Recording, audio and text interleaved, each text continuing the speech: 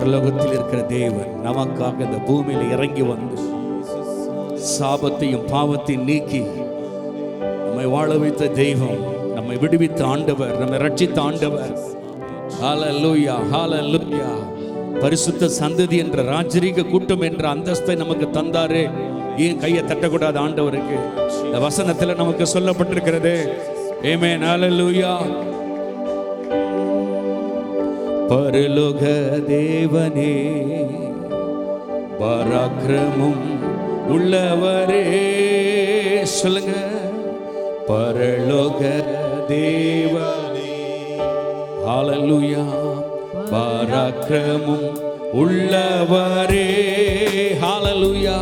இந்த அகிலத்தை ஆள்பவரே, உம்மலாகாதது ஒன்றுமில்லை, ஆகாதது எதுவும் இல்லை. ஹல்லேலூயா. இந்த அகிலத்தை ஆள்பவரே, உம்மாலாகாதது எதுவும் இல்லை. எல் ஷடாய் சொல்லுவோமா? எல் ஷடாய். ஒருவர் சும்மா இருக்க வேண்டாம். ஆமென். சர்வவல்ல தெய்வமே, சர்வவல்ல தெய்வமே,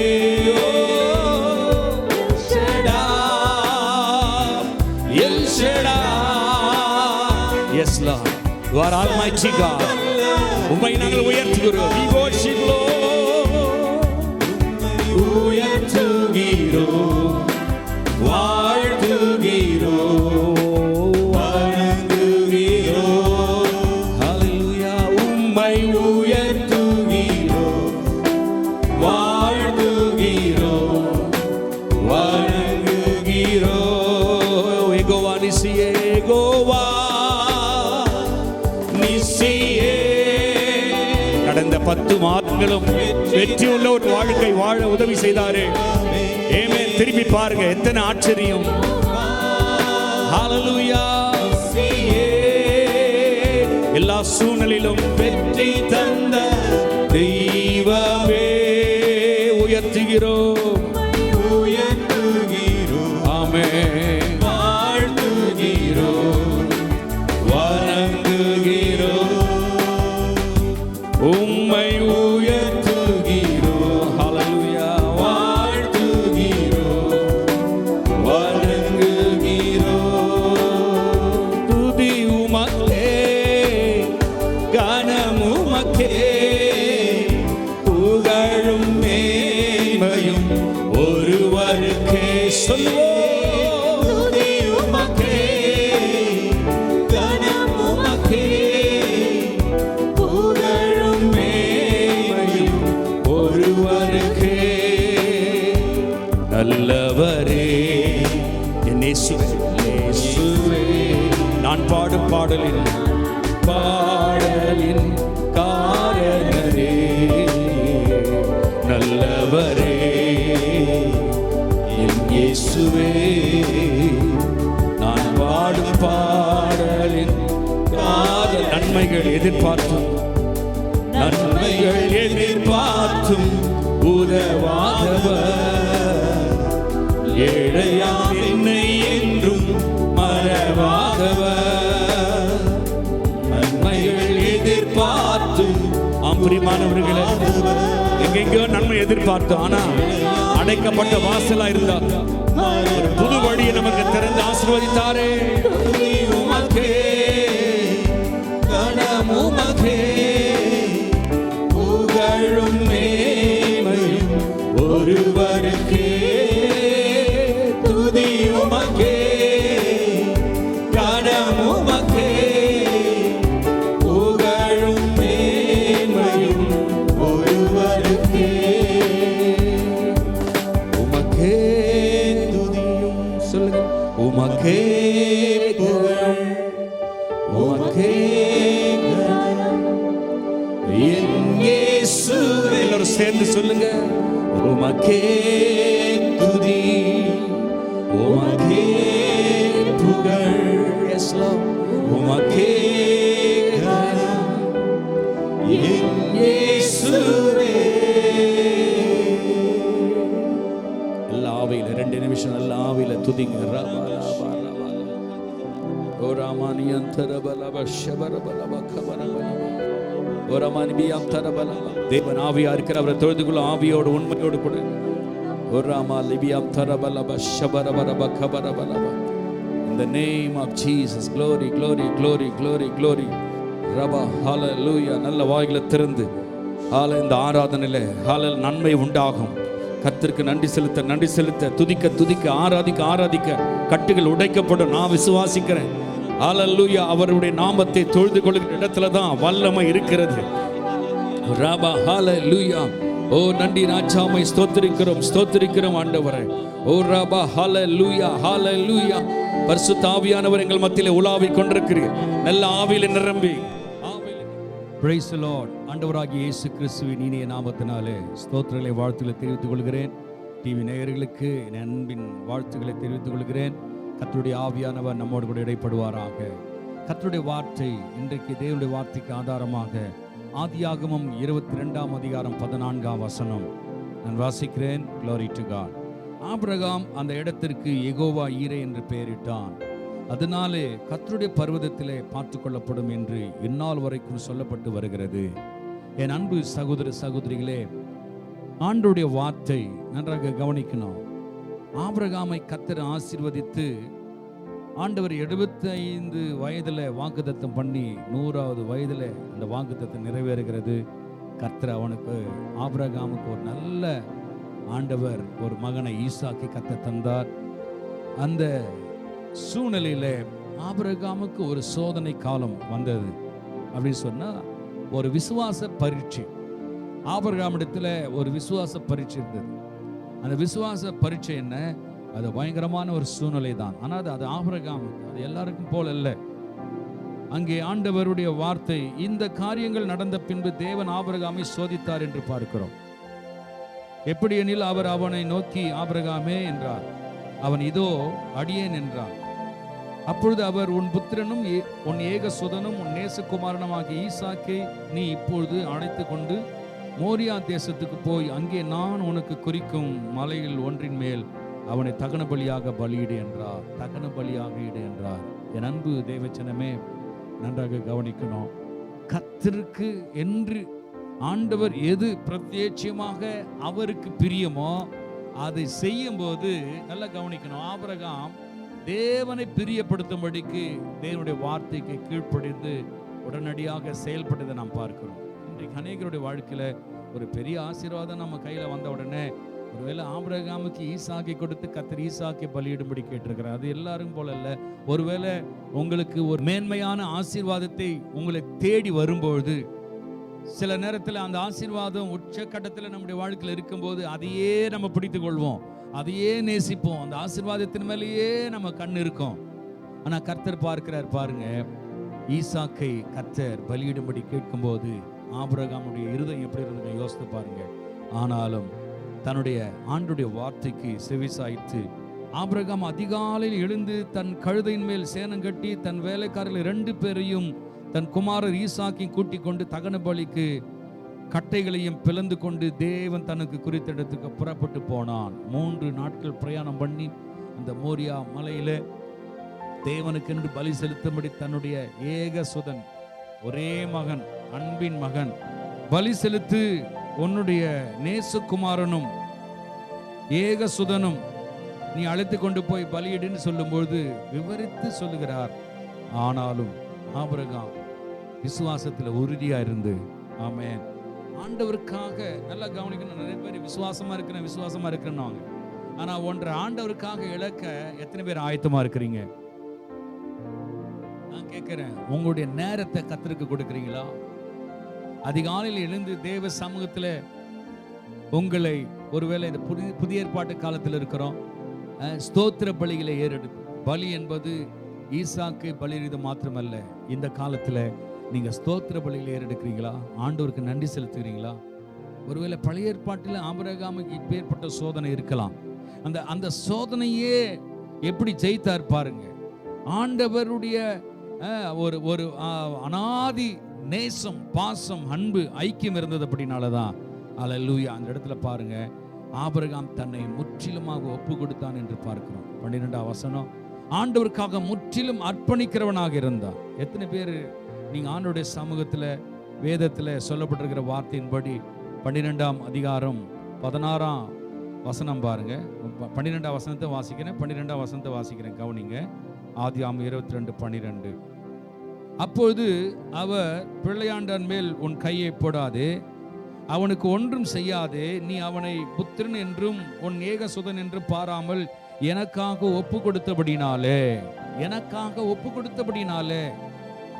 he was committed. ஆண்டவருக்காக முற்றிலுமாக அர்ப்பணித்து விட்டான். முதலாவது அர்ப்பணிப்பு கர்த்தர் பார்க்கிறார். நீங்க எந்த அளவுக்கு ஆண்டவருக்கு ஒப்பு கொடுக்குறீங்க? பிரதர் சிஸ்டர், ரட்சிக்கப்பட்ட நாள்ல இருந்து நான் ஆண்டவருக்காக முழுமையாக அர்ப்பணிச்சிருக்கிறேன்னு வாக்கு பண்ணியிருக்கீங்களா? அர்ப்பணிச்சிருக்கிறீங்களா? கமிட்மெண்ட் பண்ணியிருக்கிறீங்களா? அதில் உறுதியாக இருக்கிறீங்களா? நம்பிக்கையாக இருக்கிறீங்களா? அல்லது சூழ்நிலை வரும்போது விலகி போகிறீங்களா? ஆபிரகாமுக்கு ஆசீர்வாதம் கிடைச்சது. ஆசீர்வாதம் வந்த உடனே சூழ்நிலை ஆண்டவர் கேட்டார், பலி செலுத்த உடனே எஸ்கேப் ஆகல. அவன் அதிகாலமே எழுந்து நேரப்பட வேளையிலே அவன் ஆயத்தமாகி கர்த்தருக்கு பலி செலுத்தும்படி கொஞ்சம் கூட அந்த சந்தேகம் இல்லாம, பயம் இல்லாம, அவிசுவாசம் இல்லாம, விசுவாசத்தோட நம்பிக்கையோடு முழு நிச்சயத்தோடு கூட ஆண்டுடைய சமூகத்தில் அவன் போய் கர்த்தருக்கு பலியிடும்படி அவன் ஆயத்தமாகினான் என்று நாம் வேதத்தில் வாசிக்கிறோம். ரோமர் 4ஆம் அதிகாரம் 21ஆம் வசனத்தை நான் பார்க்கும்போது, தேவன் வாக்குத்தத்தம் பண்ணினதை நிறைவேற்ற வல்லவராய் இருக்கிறார் என்று முழு நிச்சயமாய் நம்பி தேவனை மகிமைப்படுத்தி விசுவாசத்தில் வல்லவனானான். முழு நிச்சயத்தோடு கூட அந்த விசுவாசம் இருந்தது. விசுவாசம் சொல்லுவாங்க, ஆனா சோதனை காலம் ஒன்று வரும்போது எத்தனை பேருக்குள்ள அந்த விசுவாசம் இருக்குமான்னு தெரியாது. மனுஷகுமாரன் வெளிப்படும் போது விசுவாசத்தை காண்பாரோ? இன்றைக்கு அநேக இந்த கடைசி நாட்களில் விசுவாசம் போயிடுச்சு. ஆண்டவரை பயபக்தியா தேடுவது, ஆண்டவரை துதிப்பதும் ஆராதிப்பதும் கர்த்தருக்கு பலி செலுத்துவதும் இன்றைக்கு பின்தங்கி போகிறார்கள் ஜனங்கள். கட்டாயப்படுத்த வேண்டியதா இருக்கு. ஜபத்துக்கு வாங்க, ஆராதனைக்கு வாங்க, ஜெபம் பண்ணுங்க, கர்த்தரை நோக்கி பாருங்க, இப்படிலாம் இன்னும் சொல்ல வேண்டியதா இருக்குது. ஆதி நாட்டில் பார்த்தீங்கன்னா ஜனங்கள் ஆவலோடு ஓடி வருவாங்க. தேவ சமூகம்னா அவ்வளோ விருப்பத்தோடு வாஞ்சியோடு ஓடி வருவார்கள். அல்லேலூயா. வேதத்தில் நாம் பார்க்கிறோம். அல்லேலூயா. அங்கே ஆபிரகாம் தேவனுக்கு முன்பதாக அல்லேலூயா விசுவாசத்தோடு கூட அங்கே ஆபிரகாம் சொல்லுங்க 22ஆம் அதிகாரம் அந்த விசுவாசத்துடைய செயல்கள் பாருங்க. ஆண்டுடைய வார்த்தை நம்பினதுனால தான் அவனுக்கு விசுவாசம் இருந்ததுனால தான் ஆண்டுடைய வார்த்தை மேல நம்பிக்கை இருந்தது. 22ஆம் அதிகாரம் 5ஆம் வசனத்தை பாருங்க. அதில் சொல்லப்பட்டிருக்கிறவா, அப்போது ஆபிரகாம் தன் வேலைக்காரரை நோக்கி, நீங்கள் கழுதை நிறுத்தி இங்கே காத்திருங்கள், நானும் பிள்ளையாண்டான அவிடம் மட்டும் போய் தொழுது கொண்டு உங்களிடத்திற்கு திரும்பி வருவோம் என்றான். நல்லா கவனிக்கணும். நீங்க ஆண்டவரை தொழுது கொள்ள வரீங்களா? ஒன்றை இழக்க மாட்டீங்க, நிச்சயம் பெற்றுக்கொள்வீர்கள். ஈசாக்கு பலி செலுத்த போகிற ஆபிரகாம் பலி செலுத்தி விட்டு வரும்போது அவன் சொல்லியிருக்கணும், நான் என்னுடைய மகனை ஈசாக்கை ஆண்டவர் பலி செலுத்த சொன்னார், ஆகினாலே அங்க வேலைக்காரர்களை என்ன பண்ணிருக்கணும், அங்கே நிறுத்தி அவங்க கிட்ட சொல்லியிருக்கணும், என்னுடைய மகனை பலி செலுத்திட்டு வருகிறேன் என்று சொல்லியிருக்கணும். சிங்குலர்ல சொல்லியிருக்கணும். அவர் புளூரல்ல சொல்றாரு, பன்மையில சொல்றாரு, நானும் என் பிள்ளையாண்டான அவிடம் மட்டும் போய் தொழுது கொண்டு வருவோம் அப்படி சொன்னா எவ்வளவு விசுவாசம் பாருங்க. என் அன்பு சகோதர சகோதரிகளே, கர்த்தருக்கு வைராக்கியம் பாராட்டி விசுவாசத்துல நீங்க நின்று பாருங்க, ஒன்றை இழக்க மாட்டீங்க. இழப்பது போல தெரியலாம், ஆனா நிச்சயம் பெற்றுக்கொள்வீர்கள். அந்த ஈசாக்கை ஆண்டவர் பலி செலுத்தும்படி கேட்ட மாத்திரத்துல எல்லாத்தையும் கரெக்டா செஞ்சுட்டு வர 3 நாள் அவருடைய பிரயாணம் பிறகு அவர் போகிறாங்க, மலைக்கு போறாங்க. மகன் கேட்கிறான், தகப்பனே, glory to God, பலி செலுத்துவதற்கு விறகு இருக்கிறது, நெருப்பு இருக்கிறது, ஆனா ஆடு இல்லையே என்று கேட்கும்போது தகப்பனுடைய உள்ள எப்படி இருந்து யோசித்து பாருங்க. இதுதான் பயங்கரமான சோதனை, இதுதான் விசுவாச டெஸ்ட், பரீட்சை. நீங்க விசுவாசத்தில் எப்படி இருக்கிறீங்க? உங்க விசுவாசம் சோதிக்கப்படும் போது ஆண்டவன் என்ன சோதிக்கிறான்? அவருக்கு கண் இருக்குதா, மூக்கு இருக்குதா, வாய் இருக்குதா, நான் எப்படி கஷ்டப்படுறேன், போராட்டமா இருக்கிறேன், இப்படியெல்லாம் என்னை வாதித்தா நான் எப்படி அப்படின்னு சொல்லி நொந்துக்கிறாங்க சிலர்லாம். நல்லா கவனிக்கணும். பொல்லாங்கினால் ஆண்டவர் நம்மை சோதிப்பவர் அல்ல, நம்முடைய விசுவாசம் அல்லது பரீட்சை பார்த்து விசுவாசத்தில் முன்னேறும்படிக்கு அடுத்த லெவல்ல உங்களை கொண்டு போவதற்கு ஒரு சோதனை காலம், ஒரு பரீட்சை. ஸ்கூலுக்கு போற பிள்ளைங்க அவங்க ஒரு வருட காலம் படித்ததப்போ அவங்க எக்ஸாம் எழுதுறாங்க. படித்தாதான் நெக்ஸ்ட் கிளாஸ் ப்ரமோஷன் வரும். என் அன்பு தேவஜனமே, உங்க விசுவாச வாழ்க்கை என்பது சோதிக்கப்படும் போது, சோதனையிலே நீங்கள் ஜெயிக்கும் போது, சோதனையிலே கர்த்தரை வைராக்கியமாய் சேவிக்கும் போது, ஆராதிக்கும் போது உங்களை கர்த்தர் நெக்ஸ்ட் லெவல்ல கர்த்தர் கொண்டு போவார். இதுல சந்தேகமே இல்லை. ஆபிரகாமுடைய வாழ்க்கையில நீ தேவனுக்கு அங்க பாருங்க, எனக்காக ஒப்பு கொடுத்தபடினால நீங்க ஆண்டவருக்கு கமிட்மெண்ட் பண்ணிருக்கீங்களா? ஆண்டவரே, என்னை முற்றிலுமாக உமக்காக அர்ப்பணிக்கிறேன் என்று எத்தனை பேர் சொல்ல போறீங்க? வனாந்திரத்துல ஒரு சிறிய பையன் ஆண்டவருக்கு அர்ப்பணித்தான். எப்படி? Glory to God. அந்த வனாந்திரத்துல பிரசங்கம் பண்ணிட்டு இருந்தார். ஜனங்கள்லாம் பிரசங்கம் கேட்டு இருந்தாங்க. இவங்க எவ்வளவு நேரம் பிரசங்கத்தை கேட்டுக்கொண்டாங்க. ரொம்ப சோர்ந்து போயிருப்பாங்க. இவங்களுக்கு ஆகாரம் கொடுக்க வேண்டும் சீஷர்களை கேட்ட பொழுது, ஆண்டவரே, இங்கே இந்த வனாந்திரத்தில் எங்கே கிடைக்கும்? ஒன்றுமே கிடைக்காது. எவ்வளோ பேருக்கு நம்ம வாங்க முடியாது என்று சொல்லி அவர்கள் அவிசுவாசமாக தான் பேசினாங்க. ஆனால் அங்கே இருந்த சிறு பையன் 5 அப்பம் 2 மீன் அவன் சாப்பிடுவதற்கு அந்த வனாந்திரத்தில் கொண்டு வந்ததை கர்த்தரிடத்தில் கொண்டு வந்தான். கர்த்தரிடத்தில் அர்ப்பணித்தான். உங்களிடத்தில் இருக்கிறதை தேவனுக்கு மனப்பூர்வமாய் அர்ப்பணம் செய்து பாருங்க. உங்களை மாத்திரமல்ல, உங்களையும் கர்த்தர் ஆஸ்வதிப்பார். உன்னோடு கொடுக்கிற மக்களையும் கர்த்தர் ஆஸ்வதிப்பார். கொஞ்சம் யோசித்து பாருங்களேன். 5 அப்பம் 2 மீன் தேவ சமூகத்தில் அர்ப்பணித்த மாத்திரத்தில். இப்போ பாருங்க, ஒரு எக்ஸாம்பிள் அக்யூரேட்டா சொல்லணும்னு இல்லாவிட்டாலும் புருஷர்கள் மாத்திரம் 5000 சொல்லப்படுது. 5000 வச்சுக்கோங்களேன். 5000 பேர் சாப்பிட்டாங்க. அப்போ மனைவி பிள்ளைகள் எல்லாரும் சாப்பிட்டுருப்பாங்க. எல்லாரும் சாப்பிட்டு மீதியா எடுத்தாங்க. பாருங்க, 5000 பேருக்கு இப்போ ஆண்டவர் எவ்வளவு அற்புதம் செய்யறார் பாருங்க. 4995 அப்பங்கள் கட்டளையிட்டு இருக்கிறார். அப்படிதானே? 5 அப்பம் சிறுவன் கொடுத்துட்டான். 5000 பேர் சாப்பிட்டாங்கன்னா நல்லா கவனிக்கணும். அந்த 5 அப்பம் அவரு அதோடு சேர்த்து 5000 ஆர்டர் பண்ணிருக்க முடியாதா? பரலோகத்திலிருந்து ஆண்டவர் ஆர்டர் பண்ண முடியாதா? அப்ப நல்லா கவனிக்கணும்.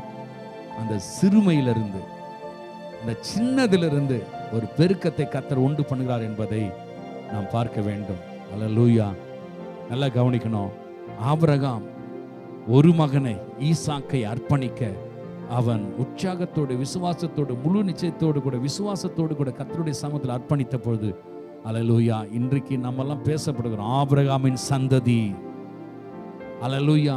கர்த்தர் பெருக பண்ணுகிறவர், நம்மை ஆசீர்வதிக்கிற தேவனாய் இருக்கிறார். முற்றிலுமாக அர்ப்பணிப்பு. நம்பர் 1, ஆபிரகாம் தன்னை முற்றிலுமாக ஒப்பு கொடுத்தது. 2வது, அதே வசனத்தில் நீங்கள் பார்க்கும்போது சொல்லப்படுகிறது பாருங்க. ஆதியாகமம் 22ஆம் அதிகாரத்தில் 12ஆம் வசனம், எனக்காக ஒப்பு கொடுத்தபடினால் நீ தேவனுக்கு பயப்படும் என்று இப்போது அறிந்திருக்கிறேன். அந்த 12ஆம் வசனத்தில் சொல்லப்படுகிற 2வது வார்த்தை என்னன்னா, கர்த்தருக்கு பயந்து நடந்ததை நாம் பார்க்கிறோம். கர்த்தருக்கு பயந்து. இன்றைக்கு அநேகர் கர்த்தருடைய வார்த்தைக்கு பயப்படுவது கிடையாது. கர்த்தருடைய வார்த்தைக்கு பயந்து நடுங்கி செயல்பட்டு பாருங்க. ஏசாயா 66:2 பார்க்கிறோம். ஆவியில நொறுங்குண்டு என் வசனத்துக்கு நடுங்கிறவனையே நோக்கி பார்ப்பேன். 115ஆம் சங்கீதம் சொல்லப்படுகிறது. அல்லேலூயா. கர்த்தருக்கு பயப்படுகிற பெரியோரையும் சிறியோரையும் நான் ஆசீர்வதிப்பேன். ஆபிரகாமை கர்த்தர் கூர்ந்து கவனிக்கிறார். நீ எனக்காக ஒப்பு கொடுத்தபடினால் இன்றைக்கு எத்தனை பேர் 16ஆம் வசனம் கூட சொல்லுது பாருங்க. ஆதியாகமம் 22:16, உன் புத்திரனும் என்று உன் ஏக சுதன் என்று பாராமல் அவனை ஒப்பு கொடுத்து இந்த காரியத்தை செய்தபடியால். பாருங்க, ஒப்பு கொடுக்கிறது, கர்த்தருக்கு பயந்து நடக்கிறது, இதெல்லாம் தேவன் பார்த்து கொண்டே இருக்கிறார்.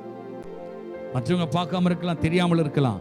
கர்த்தர் எல்லாவற்றையும் கூர்ந்து கவனிக்கிறார். 3வது பாருங்க, 18ஆம் வசனம் பாருங்க. 22:18 ஆதியாகமம், நீ என் சொல்லுக்கு கீழ்ப்படிந்தபடினால் உன் சந்ததிக்குள்ள பூமிக்குள்ள சகல ஜாதிகளும் ஆஸ்வதிக்கப்படும் என்று என் பேரில் ஆணையிட்டேன் என்று கர்த்தர் சொல்லுகிறார். ஆம் பிரியமானவர்களே, 3வது ஆபிரகாமுடைய வாழ்க்கையில் நடந்த ஒரு காரியம். 1வது கர்த்தருக்கு ஒப்பு கொடுக்கிறவனாக இருந்தான். 2வது கர்த்தருக்கு பயந்து நடந்தான். 3வது இங்க பார்க்கிறோம், என் சொல்லுக்கு கீழ்ப்படிந்தபடினாலே. அல்லேலூயா. Number 1, committed life. Number 2, fear of the Lord. Number 3, obey my word. ஆண்டவருடைய வார்த்தை, என்னுடைய வார்த்தைக்கு நீ கீழ்ப்படிந்தபடி. கர்த்தரே சொல்றார், என்னுடைய வார்த்தைக்கு நீ கீழ்ப்படிந்தபடினாலே. obedience கர்த்தர் விரும்புகிறார். கீழ்ப்படுதல் என்பது தேவன் கொடுக்கிற ஒரு பெரிய அல்லேலூயா உயர்வுக்கு அது ஒரு படி. அது அல்லேலூயா. இப்ப பாருங்க, எனக்கு பதிலாக என்னுடைய வார்த்தைக்கு செவி சாய்த்து கீழ்ப்படிந்து நடந்தபடினாலே இப்பொழுது கர்த்தர் ஆபிரகாமின் நினைவு கூர்ந்து கர்த்தர் ஆஸ்வதிக்கிற பார்க்கிறோம். அதனால தான் ஈசாக்கு இழக்கல, ஈசாக்கு பதிலாக கர்த்தருடைய வார்த்தை அங்கே வருகிறது, யெகோவா ஈரே. எப்படி ஆபிரகாமுடைய வாயில விசுவாசத்தோடு அந்த வார்த்தை வந்தது பாருங்க, யெகோவா ஈரே, கர்த்தருடைய பர்வதத்திலே பார்த்து கொள்ளப்படும். அல்லேலூயா. நிச்சயமாக கர்த்தர் பார்த்து கொண்டாரா இல்லையா? ஈசாக்கை முற்றிலும் பலி செலுத்தும்படி கடைசி வரைக்கும் கொஞ்சம் கூட தயங்காம அவன் உற்சாகத்தோடு செலுத்தும் போது, அவன் பட்டயத்தை எடுத்து கத்தி எடுத்து பிள்ளையை பலி செலுத்துவதற்கு கை ஓங்கின போது, ஆபிரகாமே உன் பிள்ளையாண்டன் மேல் கையை போடாது.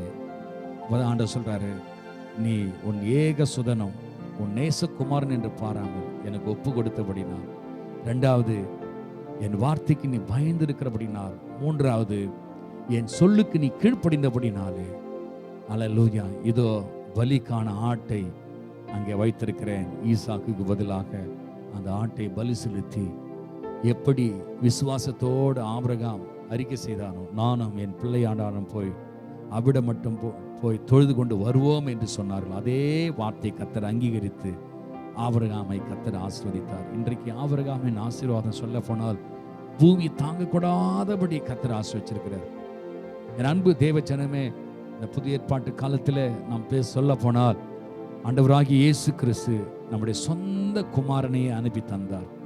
நாம் பலியாக வேண்டிய இடத்துல, எப்படி ஈசாக்கு பலியாக வேண்டிய இடத்துல ஒரு ஆட்டை கர்த்தர் அங்கே முள்புதரில் சிக்க வைத்து ஈசாக்குக்கு பதிலாக ஆட்டை அங்கே கொடுத்தாரோ, அதே போல நாம் பலியாக வேண்டிய இடத்துல நாம் அல்லேலூயா நாம் ஏற்றுக்கொள்ள வேண்டிய தண்டனைக்கு மாறாக இயேசு பிதாவாகிய தேவன் தன்னுடைய சொந்த குமாரனை அனுப்பி தந்து ஆண்டவர் நமக்காக பலி செலுத்தி ஆண்டவர் நம்மை மீட்டெடுத்திருக்கிறார். பிரியமானவர்களே, நம்முடைய வாழ்க்கையில எத்தனையோ காரியங்கள் இருக்கலாம், எத்தனையோ உயர்வுகள் மேன்மைகள் எல்லாம் இருக்கலாம். ஆனால் இவையெல்லாம் கர்த்தரிடத்திலிருந்து வருகிறது என்பதை நாம் அறிந்து கொள்ள வேண்டும். எபிரேயர் 11ஆம் அதிகாரம் 18ஆம் வசனம் சொல்லுகிறது பாருங்க. இந்த வசனத்தில் கவனிங்க. ஈசாக்கினிடத்தில் உன் சந்ததி விளங்கும் என்று அவனோடு சொல்லப்பட்டிருந்தது. இப்படிப்பட்ட வாக்குத்தத்தங்களை பெற்றவன் மரித்தெழுந்து எழும்ப தப்ப தேவன் வல்லவராக இருக்கிறார் என்று எண்ணி தனக்கு ஒரே பேரான குமாரனை பலியாக ஒப்பு கொடுத்தான். மரித்தோரிலிருந்து அவனை பாவனையாக திரும்பவும் பெற்றுக்கொண்டான். ஒரு ஆமையை சொல்லலாமா? கர்த்தருக்காக ஈசாக்கை பலி செலுத்த வந்த ஆபிரகாம் கர்த்தர் மாறாக பதிலாக, எப்படி இந்த காலத்தில், இந்த புதிய ஏற்பாட்டு காலத்தில் ஆண்டவராகிய இயேசு கிறிஸ்து நமக்காக அவர் அடிக்கப்பட்டார், ஒடுக்கப்பட்டார், நாம் பெற வேண்டிய தண்டனை அவர் ஏற்றுக்கொண்டார். பிதாவாகிய தேவன் நம்மீது அன்பு வைத்தபடினாலே அவர் நமக்காக குமாரனை அனுப்பி தந்தார். இன்றைக்கு நாம் விடுதலையா இருக்கிறோம். என் அன்பு தேவ ஜனமே, உங்க வாழ்க்கையில உங்க ஆராதனை எப்படி இருக்கிறது? உங்க பலிகள் எப்படி இருக்கிறது? தேவனுக்கு சுகந்த வாசனையா இருக்கிறதா? ஒன்றை இழப்பதற்கு நீங்கள் ஆயத்தமா இருக்கிறீங்களா? ஒன்றை அல்லேலூயா பெற்றுக்கொள்ளணும்னு சொன்னா ஆண்டவருக்காக நீங்க சாக்ரிஃபைஸ் பண்ணணும். கர்த்தருக்காக உண்மையா அர்ப்பணிக்க வேண்டும். அல்லேலூயா. விசுவாசத்தினாலே ஆபிரகாம் கர்த்தரை தொழுது கொண்டான் என்று பார்க்கிறோம். இன்றைக்கு அநேகருடைய வாழ்க்கையில பயம், எதை அதிகமா நேசிக்கிறோமா அதை ஆண்டவர் கேட்டுட்டா ஆண்டவர் மேலே நம்ம எதிர்த்து நிற்போம். ஆண்டவரே, ஏன் ஆண்டவரே, அல்ல ஒரு வீட்டை கொடுத்த, ஒரு காரை கொடுத்த, ஒரு அந்தஸ்து கொடுத்த மாதிரி பேரும் புகழும் ஆஸ்தியும் ஆசிரியம் எல்லாம் இது வந்தா ஒருவேளை ஆண்டவருக்கு உங்ககிட்ட கேட்கும்போது, ஊழியத்திற்கு என்று கேட்கும்போது, அர்ப்பணிக்கும் போது பின் தாங்கி போறீங்களா? நீங்க உற்சாகமா அர்ப்பணிக்கிறீங்களா? ஆண்டவர் பார்க்கிறார். அர்ப்பணித்தா இன்னும் அநேக ஆசீர்வாதங்களை பெற்றுக்கொள்வீர்கள், சந்தேகமே இல்லை. ஒருவேளை கடன் பிரச்சனை, போராட்டங்கள், இழப்புகள், நெருக்கடிகள், திருமண தடை, குழந்தை பாக்கியம் இல்லை, வர வேண்டிய ஆசீர்வாதம் எங்கெங்கேயோ சிக்கிட்டு இருக்கு, ஒன்றும் கவலைப்படாதீங்க. ஆனால் தேவனுடைய வார்த்தைக்கு உங்களை முதலாவது ஒப்பு கொடுங்க. ரெண்டாவது கர்த்தருக்கு பயந்து நடங்க. மூன்றாவது தேவனுடைய வார்த்தைக்கு கீழ்ப்படிங்க. கர்த்தர் உங்களை ஆசீர்வதிக்கிற தேவனா இருக்கிறார். நல்ல தகப்பனே, இந்த வார்த்தைக்காக நன்றி செலுத்துகிறோம். சமாதானத்தின் தேவன் இவர்களை ஆட்கொள்வீராக. தகப்பனே, ஸ்தோத்திரிக்கிறோம் ஆண்டவரே. எப்படி ஆபிரகாம் ஆண்டவரை பணிந்து ஆண்டவரை விசுவாசத்தில் உம்மை தொழுது கொண்டான், அதுபோல விசுவாசத்தில் வீரர்களாய் மாற, விசுவாசத்தோடு தொழுது கொள்வர்களாய் மாற, முழு நிச்சயத்தோடு கூட நாங்கள் காணப்பட, அதன் மூலமாக எங்களுக்கு வர வேண்டிய ஆசீர்வாதங்கள்லாம் இயேசுவின் நாமத்தினால உண்டாகட்டும் என்று ஜெபிக்கிறேன். ஆசீர்வதியும். இந்த டிவி நிகழ்ச்சியில் பார்த்து கொண்டிருக்கிற ஒவ்வொரு பிள்ளையுடைய வாழ்க்கையில் சமாதானம் உண்டாகட்டும். குழப்பங்களை மாற்றி போடுங்க, சமாதானத்தில் நிரப்புங்க, ஆசீர்வதிங்க. இயேசு கிறிஸ்துவின் இனிய நாமத்தில் ஜெபிக்கிறோம் நல்ல பிதாவே. ஆமென், ஆமென். God bless you. கர்த்தர் ஆஸ்வதிப்பார். தொடர்ந்து இந்த டிவி சேனல் ஊழியத்துக்காக ஜெபித்துக் கொள்ளுங்கள். உங்களுடைய காணிக்கைகளை உற்சாகமாய் அனுப்பி வையுங்கள். நாம் ஏன் சொன்னால் அதற்குரிய பணத்தை நாம் செலுத்த வேண்டும், டிவி சேனலுக்கு அனுப்ப வேண்டும். நீங்கள் தாராளமாய் செய்யும் போது இந்த ஊழியம் இன்னும் உற்சாகமாய் செய்வதற்கு ஏதுவாயிருக்கும். God bless you. கர்த்தர் ஆசீர்வதிப்பார். ஆமென். எங்கள் மூலமாக, எங்களுடைய சபையின் மூலமாக சங்கீதத்திலிருந்து மாத்திரம் 1000 ஸ்தோத்திர பலிகளை நாங்கள் எழுதி வெளியிட்டிருக்கிறோம். எங்களுடைய விலாசத்தை தொடர்பு கொண்டு அந்த சங்கீத ஸ்தோத்திர பலி 150 சங்கீதத்திலிருந்து 1000 ஸ்தோத்திர பலிகள் இதுவரைக்கும் யாரும் அதை அப்படி செய்யல. ஸ்தோத்திர பலி புத்தகங்கள் ஏராளமாக வந்திருக்கிறது. ஆனால் வெறும் சங்கீதத்திலிருந்தே நாங்கள் வெளியிட்டிருக்கிறோம். அதை நீங்கள் எங்களுடைய விலாசத்தை தொடர்பு கொண்டு வாங்கிக் கொள்ளலாம். God bless you. கர்த்தர் ஆசீர்வதிப்பார். எனக்காக யாவையும் செய்து முடிப்பார். சொன்னதை செய்யும் வரை அவர் என்னை விடுவதில்லை.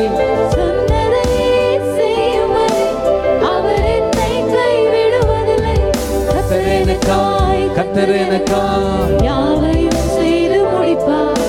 கர்த்தர் எனக்காய், கர்த்தர் எனக்காய் மலைகளை பெயர்ப்பாரே. கர்த்தர் எனக்காய், கர்த்தர் எனக்காய் யாவையும் செய்து முடிப்பார். கர்த்தர் எனக்காய், கர்த்தர் எனக்காய் மலைகளை பெயர்ப்பாரே.